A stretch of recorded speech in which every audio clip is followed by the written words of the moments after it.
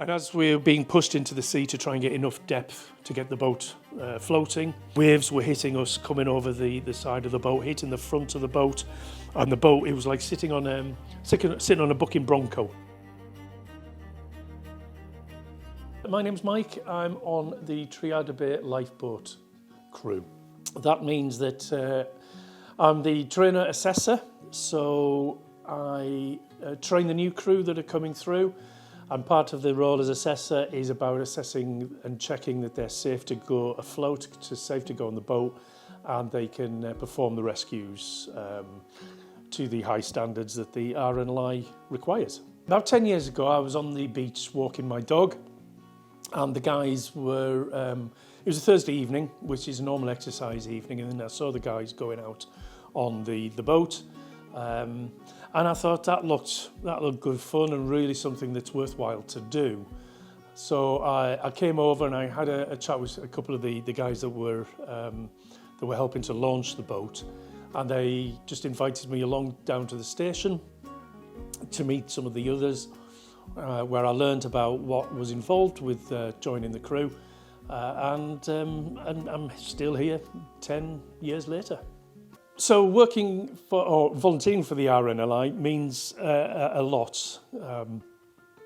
We are taught a lot of different skills on how to perform rescues, how to drive the boat in rough weathers, excuse me, as well as medical skills that we have, working with our sister station at Holyhead and Porthincline. We also work with other agencies such as the Her Majesty's Coast Guard and the rescue teams that they have, as well as the Coast Guard helicopter. So there's a wide range of different people out there, not just the orange boats. But for me, it's being part of the team, being part of the crew. Everybody has a critical role to play. It doesn't matter what role you have, you are still critical to those boats going out there and hopefully saving lives. So training-wise for new crew members, each station really has a different way of bringing new crew through. Some might go straight onto the boat if that's what they want. Here at Triada Bay, we ask that the crew member comes for a few evenings just to meet some of the team here and to see what we do, but they're not allowed to really do anything, obviously, because what we do, there is an element of risk in everything that we do. Once they've been down here a few weeks, then we'll teach them the personal protective equipment that we wear. So that's when you see us wearing the yellow wellies and the yellow trousers and high vis, and gloves, helmets. So we teach them all of that. And then we keep them on the shore crew, and the shore crew are the guys that make sure that the boats get to the water and back again in a safe manner. So that's what we teach them first of all. If they then want to become a boat crew member, then they'll be the shore crew, and there's a number of elements or units that they have to pass. So they've got to learn things like how to wear their protective equipment. They've got to learn how to set the boat up and prepare the boat before it goes afloat, where to stand and how to marshal people and how to make sure that the boat stays safe as it's moving. Lots of things that they have to learn as part of the shore crew. And then once they learn each of those, they're assessed to make sure that they can do it safely and competently. And then once they've passed all those units, then they are deemed as fully competent and fully passed out. Once they've done that, then if they want to go and become a part of the boat crew, then we'll have a chat with the boat crew themselves and the helms and the SAR commanders, search and rescue commanders. And then if we all agree that, yes, we think they'd be a good fit, then we'll invite them along, and then they'll start again. There's a whole load of new equipment that they need to learn to wear, what everything is on the boat and how to use it, And it's not for everybody. Once people go out there and they realise that they maybe start to feel a bit seasick, or they just don't feel comfortable on rough seas, then that's fine. You know, they can just step down and go back to doing the shore crew, which is just as important. Okay, so there's a lot of skills that we can learn in the RNLI. The majority of them, if we are going afloat, so that's when we're on the boat, we have to be able to know where we're going. So navigation is a very strong skill that we have to learn. Using the charts or the maps of the sea, we use those, and we also have kind of a sat-nav, I suppose, on the boat as well. It's called a GPS, global positioning for satellites, and that we can put in route onto there. So there's quite a few bits of electronic equipment that we need to use. Radar operating as well. We have a radar on one of our boats, and there's radar on most of the other the large boats as well. There's a radar on each of those. So that's something that every crew member needs to be able to operate and understand how to translate the information that's being shown to you. Other than that, there's boat handling, so how to drive the boat in all different conditions, and how to rescue a casualty in all different scenarios, whether that's on a boat, at a cliff face, anywhere that a casualty might be, and then what to do when we get to the casualty. So it's a lot of the first aid, which I've been trained in the past with previous roles, but it's sometimes the RNLI will do something a little bit different, and that's another skill that we'll learn.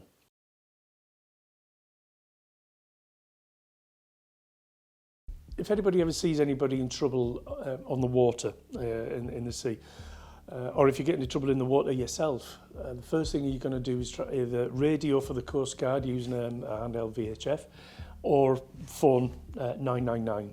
Ask for the Coast Guard, and you'll be put through to Holyhead, that's in Holyhead. And once they understand where the person in trouble is, then they'll allocate the nearest lifeboat. They'll call the boss of the lifeboat station and ask them if we can launch a lifeboat. The boss, he's a LOM, a lifeboat operations manager. He will then ask the Coast Guard to page the crew. And by paging, we set one of these off. This is the pager that every lifeboat crew carries with them. Wherever we go, that's hanging off our belt or in our pockets or somewhere. And that notifies the crew that somebody's in trouble and we've been asked to launch one of the boats or both boats. Once that happens, wherever we are, whatever we're doing, we'll stop, and then we'll try and make our way to the lifeboat station as quickly but as safely as we can. We're not allowed to break the speed limit. We're not allowed to have flashing lights or sirens or anything like that, because we're not, blue lights or blue light service. But we do make our way down as quickly and safely as we can. Once we're here, because we don't know what we're coming to, we don't know whether it's a boat in trouble, we don't know whether it's a person who's injured or ill, excuse me. So we come down as we can. And then once we get onto station, the boss, he'll have an idea as to what we are going out for. And then he or the helm is the person who drives the boat or is in command of the boat. They'll pick the crew depending on what's needed. So if we've got a crew member who's good with casualty care and first aid, then they'll be picked as part of the crew to go if that's what's needed. If it's just a smaller job, then maybe a newer member of crew to get experience will be picked as well. So that's what happens. When the pager goes off, we don't know what we're coming down to, like I mentioned. So there's lots of things that is going through your head at the time. And then when we get stationed and when we're on the crew, if we're on the boat, and on our way to the casualty, let's say, for example, somebody has fallen off a cliff, and then certainly going through my mind is the crew. what crew have I got? Are they competent? Are they experienced with first aid? Also, whereabouts the casualty might be. There have been times where we've had to get out of the boat and swim because the boat just can't get close enough. So sometimes we have to get out and swim with all of the kit we have. So I'm prepping myself for that. If we know what the casualty is and what the injuries are likely to be, I'll be briefing the crew as well as to what equipment we should be taking with us, what our first hands-on actions will be with the casualty, and what I'd like each of those crew members to be doing. Similarly, if we're out to a boat maybe that hit a rock, then our commander will be discussing where he's going to put the boat and what he wants each member of the crew to do. So everybody's talking to each other and making sure that we're all briefed and we're all ready. We all know what's expected of us when we get to that casualty. So on the day of the surfer shout, we'd all been coming into the station that day anyway because we were doing a fitness test. Every now and again we have to have our fitness checked just to make sure that we're still healthy and fit enough to go out onto the boats. So we had a member of the R&I staff here doing that. He was also one of our assessors as well. And I'll always remember one of the things he said to me as I'd finished my fitness test. And I was just about to leave. He said, "Mike," and he looked out the window. He said, "Would you actually go out in this?" Because the weather was appalling. The waves were crashing, the rain was coming down, the wind was howling. So I looked out the window and I could see the weather wasn't quite right. And I said, no, we wouldn't be going out, certainly training that evening in those conditions. And I actually said, I doubt we'd even go out on a shout if we needed to. Because the conditions were so bad. So I said goodbye and off I went home. I was doing some work from home, and about an hour later the pager went. And I was quite shocked that it was going off, but I said to my wife, I doubt we'll be going out because the conditions were so bad, and they would probably launch Holyhead instead of us because they've got what they call an all-weather lifeboat that can go out in more rougher weather than we can. However, I made my way down to the station and I saw the boat was out, sitting on the just outside of the boathouse. A couple of crew members sitting aboard, dressed up, ready to go. I was asked to hurry up and get changed, so I came through, got on my gear on, and I was told that there were 3 surfers in trouble in the bay, in amongst the maelstrom of waves and the cacophony of wind. By this time, our boss was here, and he was trying to find where the surfers were because, given the conditions that there was absolutely no way we could go out there and look for anybody. We needed to know where they were so we could get out there quickly, grab them, get them on the boat and get back safely ashore again. So he was trying to get eyes on the casualties. In the meantime, he had lots of other crew members who weren't coming on the boat with us. At certain stages around the beach, up on the headland, with binoculars, all trying to find the surfers. And if you can imagine, it's only the head that we can see, really, and it's about this big in amongst all these waves and everything else. So it's very, very difficult to spot these people. So a few minutes went by. The boss came up and kept asking, are we okay if we needed to go? And we absolutely said yes. And then one of the other surfers managed to come ashore. He was washed up on the side, and he came running along and said, right, well, there's 2 now that are ashore, 2 that are safe, but there's one, his girlfriend had been swept out to sea and was close to some of the rocks outside of the bay there. And if she'd succumbed to the rocks, then it would have been a different story. So this was a good way, good in one way, because we were now only looking for one person. If we had to go out there and rescue 3 people, that would have increased the danger massively. But now we were only looking for one person, which was a lot easier. Suddenly then somebody got eyes on this lady and pointed, and the boss got eyes on then. He spotted her. So he came running over to us and said, right, are you happy to go? Because he knew the conditions were over the limits of our boat.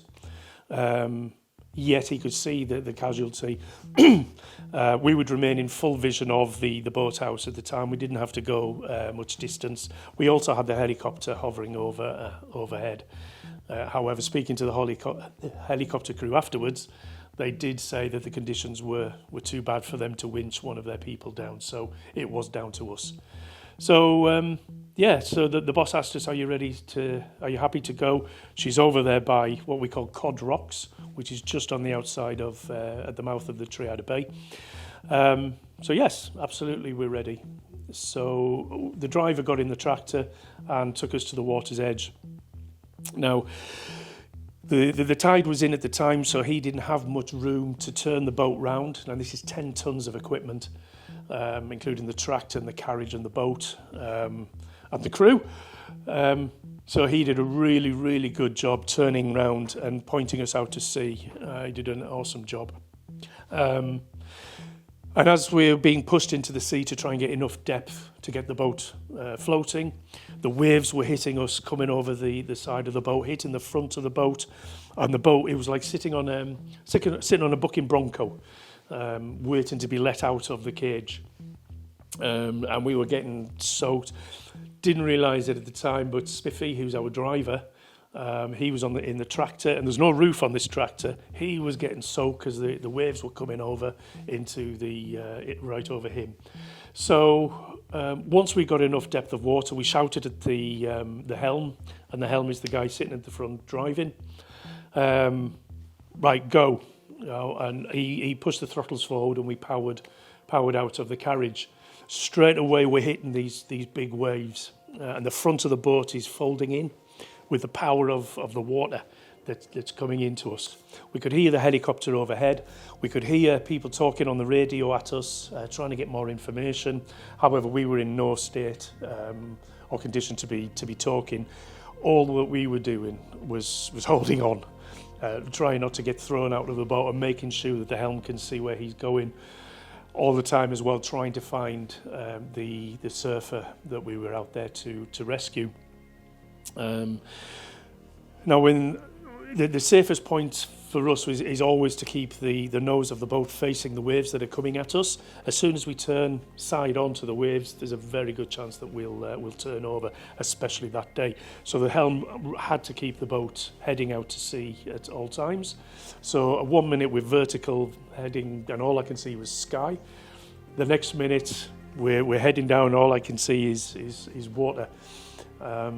So that was it for a few away to run out to the edge of the bay, still trying to find the surfer, because as soon as we launched, we're now down low in the water, and the waves are much higher than us, so we're just trying to spot her. So we went out the bay, we turned around as quickly as we could and came back into the bay again, still trying to find her. We did that 3 times. On one of those times when we were going out, we'd hit a big wave, and as we came over the top, we looked down into the big trough that the big wave had left, and we saw a pot buoy which had been left there by a fisherman to get lobsters. And on these pot buoys they have lots of line, lots of rope with a marker at the top. And we knew we were going to hit it, which isn't very good when you've got 2 little things spinning at the back, and that's the only thing that is keeping you safe. So the helm pushed the throttle forward as fast as he could to try and get the propellers spinning quickly to cut this line, because if it had got wrapped around the propeller and had stopped the propeller, there was every chance that we were going to capsize and go over. And now you've got 5 people in the water, 4 crew and our surfer. He managed to do that. We got out of the bay, we turned round again and we came back. And just as we turned round, one of our crew saw the surfer getting very, very close to the rocks. We knew we had one chance only, because she was getting so close. Once she got onto the rocks, there was no chance that we would be able to get the boat anywhere near her safely. So we had one chance, and it was quite strange, because as soon as we said, right, she's there, we need to go, it was like somebody flicked a switch, because everything seemed to go really calm. The sea seemed to flatten out a little bit, the wind died down a bit, and before I knew it, she was right next to us. Our helm did a fantastic job of getting the boat in there quick. So I quickly got off my seat, leaned over, and there was myself and another crew member just grabbing everything we could and hauled her aboard over what we call the sponson, which is the big sort of tube either side of the boat. So we're dragging her over the side. Luckily, she was only small, so she didn't weigh very much. Some of the big surfers and divers that we pick up, very, very heavy. She was fairly light, so we could get hold and bring her in. As soon as we brought her in, we said, right, go, go, go. The helm powered forward, and we got out of there, because again, we were stopped in the waters to try and get her up. There was every chance that a wave could pick us up and throw us onto the rocks. So we powered forward. At the same time, I'm on top of this girl, just to make sure that she's not going anywhere now, because the boat is still slamming. There's still walls of water coming over the boat. So there's me and one of my crew members. We're just pinning her down onto the deck. It's the safest place for her to be. And all the time that I'm lying down, I can't see much now, other than every time I look up, there's a wall of water coming over us. So I'm putting my head down as this water goes over to try and protect her, as well as to try and protect myself. And then we headed out to the bay to get to get away from the rocks. And then I remember the helm say, right, turning now. And he spun the boat round in between waves, and we came back into the bay. Thankfully, it was the conditions were starting to die down now, because when I mentioned earlier about everything went calm, as soon as we got her on board, it's like the switch flicked again, and everything went up again. The waves came and the wind was crashing. So we managed to get in. Then we did what we call a net recovery, and it's similar to when aeroplanes overshoot a runway. There's a big net there that the guys had set up on the back of the trailer. So normally we would turn the boat around and reverse into the trailer, but with the conditions were so bad and we needed to get ashore safely as quickly as we could to look after the casualty. The shore crew had rigged the net, so we just drove straight into the trailer. The net catches us and stops us. We then clip quickly onto the trailer, and Spiffy, who's still driving and still sopping wet, got us the heck out of there fairly quickly. Once we got the casualty ashore, I brought her up to the boathouse and checked her out. I'm one of the medics. So I checked her out. There was also an ambulance here waiting to check her out, but she was absolutely fine.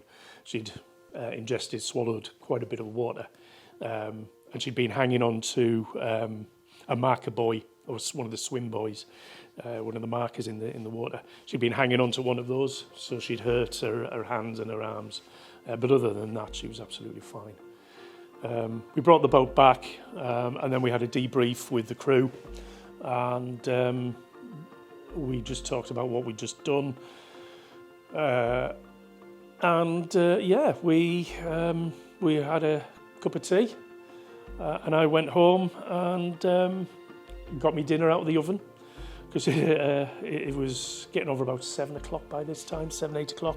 My dinner was in the oven. Just sat down, had my tea, and watched a bit of telly. But that's what we do as lifeboat crew. You know, 1 minute we can be sitting down having a meal in a restaurant, the next minute we're out at sea helping people. and then an hour later we're maybe back in bed or painting a wall. We just don't know.